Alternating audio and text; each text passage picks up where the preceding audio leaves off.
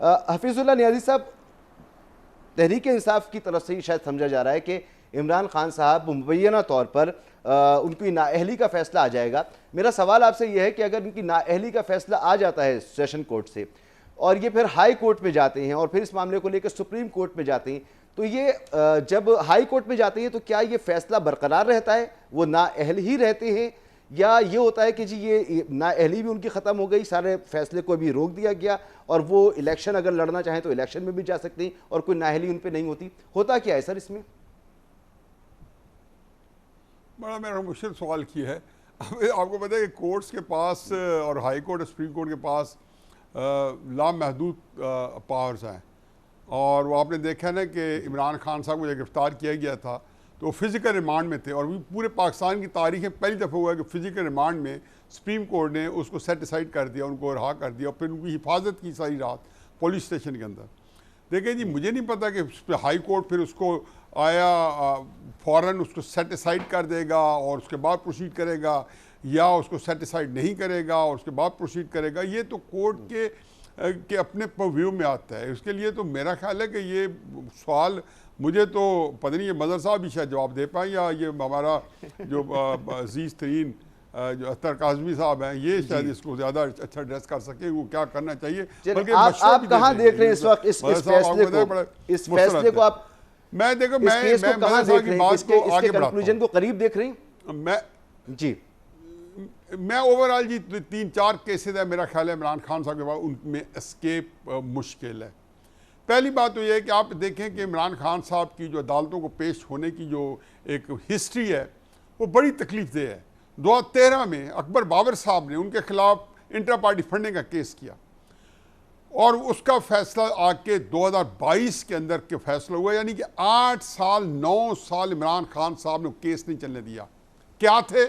2 ही plea हैं, maintainability, मुखालिफ के पास लोकस स्टैंडाई नहीं है, या किसी के पास लोकस स्टैंडाई नहीं है कि इमरान खान साहब के ऊपर केस करें, या केस मेंटेनेबल नहीं है हर केस में। फिर 2019 में उन्होंने कर दिया JUI के ऊपर, पीपल्स पार्टी के ऊपर, मुस्लिम लीग के ऊपर। फिर कहा जी अब दोनों का इकट्ठा करें।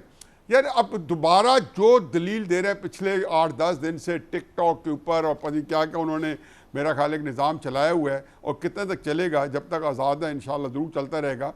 लेकिन उसके अंदर कह क्या रहे हैं वो? आज जो केस है वो कहते हैं मैं ही उसके अंदर ज्यूरी हूँ, मैं ही अदालत हूँ, मैं ही गवाह हूँ, मैं ही जो कुछ और फैसला दे के बैठ जाते हैं, अपने केस को खुद सुनते हैं। अब कह रहे हैं जी कि अप्रैल 2020 के अंदर ये और कहते हैं मेरे नाम से क्या ताल्लुक है, यानी कि शहजाद अकबर को भी डिसोन कर चुके हैं, तैयबा गुल का जो स्कैंडल है वो भी डिसोन कर चुके हैं।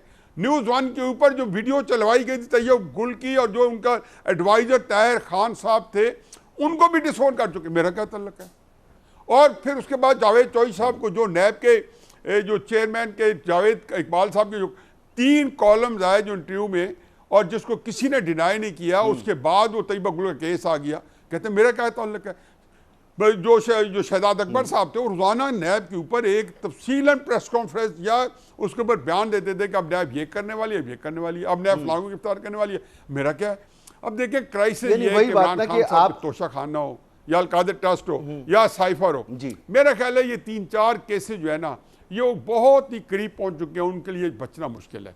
जो वो दलील दे रहे हैं बचना दलील सिर्फ उन लोगों के लिए जो उनको चाहने वाले हैं और जो मानने वाले हैं, और ये तकलीफ दे होती है कि आपका बंदा आपका मुकल्लिद है और अंधा मुकल्लिद है, आप उसको जो है उसकी आंखों में धूल झोंक रहे कुछ नहीं कर रहे। चेयरमैन तहरीक इंसाफ ने इख्तियार की है। अतर काज़मी साहब, ये क्या कोई नई स्ट्रेटेजी है? आसिफ अली जरदारी साहब जो हैं वो कहते हैं 11 साल तक जेल में रहे, जेल में तो कम, मेरे ख्याल में हॉस्पिटल और सब जेल्स में ज़्यादा रहे, ठीक है कैद में भी रहे, लेकिन उनके केसेस अगर आप उसका बगौर मुताला करें तो नज़र ये आता है कि वो इतने ड्रैग हुए कि अक्सर केसेस में या तो गवाहान जो हैं वो मुनहरिफ हो गए, उनका इंतकाल हो गया, या जो एविडेंस थे वो डिस्ट्रॉय हो गए। इसी तरह दीगर आप क़यादत को देख लें तो पाकिस्तान का यही तरीका है, या इमरान खान जो कर रहे हैं, चेयरमैन तहरीक इंसाफ कर रहे हैं, ये कोई बिल्कुल अनहोनी और एक नई चीज़ है? देखिए, पहली बात तो ये है कि कोई भी शख्स आइन और कानून से मावरा नहीं है। अगर आइन और कानून के मुताबिक कोई मुकदमा चल रहा है उसको फॉलो करना चाहिए, प्रोसीजर को फॉलो करना चाहिए, और यकीनन उनके जो लॉयर्स होंगे वो इनको इस हवाले से मशवरा भी दे रहे होंगे। जहाँ तक ये ताल्लुक है कि क्या केसेस में कोई फ़ैसला आ जाना चाहिए, लेकिन जितनी जल्दी लग रही है हमें पूरे सिस्टम के अंदर लगता है, इस देखें इंसाफ सिर्फ होना नहीं चाहिए, इंसाफ होता हुआ नज़र भी आना चाहिए। अगर माजी में कोई ऐसी मिसाल है कि जहाँ पे किसी के साथ कोई नाइंसाफ़ी हुई तो वो जिस तरह अभी फीजुल्लाह साहब फरमा रहे हैं, माजी में अगर किसी के साथ बेइंसाफ़ी हुई है तो वो कतन इस चीज़ की तोजी नहीं हो सकती कि अभी भी वही सिलसिला जारी रहे।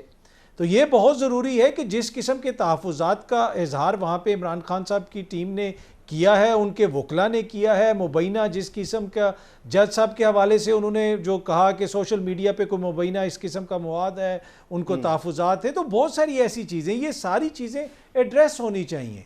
और फिर खान साहब को भी इस चीज़ का इदराक होना चाहिए कि वो उनके लिए कोई आइन और कानून स्पेशल तो नहीं है, उनको इन्हीं अदालतों के सामने पेश होना है। लेकिन वही जिस तरह मैंने शुरू में मगर दोनों सूरतों में मजहर साहब और हफीजुल्लाह नियाज़ी साहब ने जो बात उठाई, इमरान खान साहब को खुद अदालतों में बढ़ के पेश होना चाहिए, उनको अपनी बेगुनाही खुद साबित करनी चाहिए। और ऐसा नहीं है कि अगर सेशन कोर्ट से उनको इंसाफ नहीं मिला तो हाई कोर्ट से भी नहीं मिलेगा, उनको सुप्रीम कोर्ट से भी नहीं मिलेगा। उनकी तरफ से जो देरी है इसकी क्या वजह है? ये ले तो लाल से काम लेने की वजह क्या नजर आती है आपको?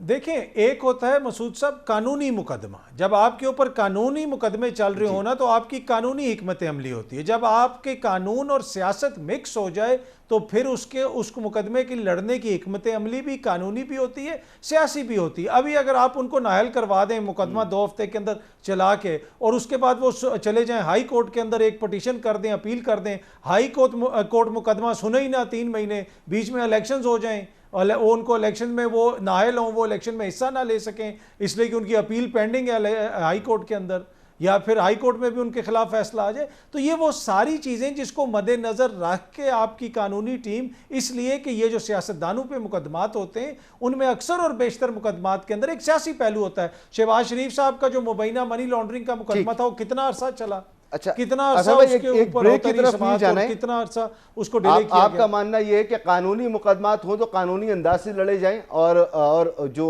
सियासी मुकदमात हों तो फिर उनमें इस तरह से होता है